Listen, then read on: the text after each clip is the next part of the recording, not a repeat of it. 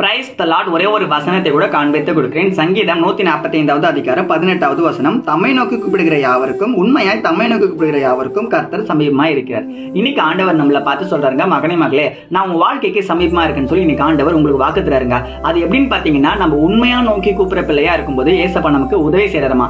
அது எப்படிங்க உண்மையா நம்ம கூப்பிடணும்னு பாத்தீங்கன்னா, நம்ம முழு மனதோட ஆண்டவர் ஒரு தேடுற ஒரு பிள்ளையா இருக்குமா. கொஞ்சம் யோசிச்சு பாருங்க. எங்க அம்மா சர்ச்சைக்கு சொல்றாங்க, நான் போறேன். எங்க அம்மா பைபிள் படிக்க சொல்றாங்க, நான் பைபிள் படிக்கிறேன். எங்க ஃபேமிலிக்காக நான் கடவுளை தேடுறேன், அவ்வளவுதான்.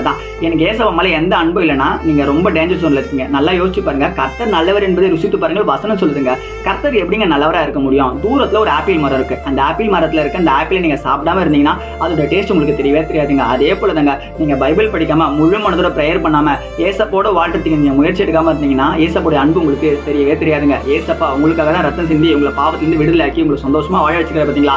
அவருடைய அன்புக்காக உங்ககிட்ட என்ன எதிர்பார்க்கறாரு? அவரோட கூட நேரத்தை நீங்க செலவழிக்கணும் தான் ஏசப்பா ஆசைப்பட்டாரு.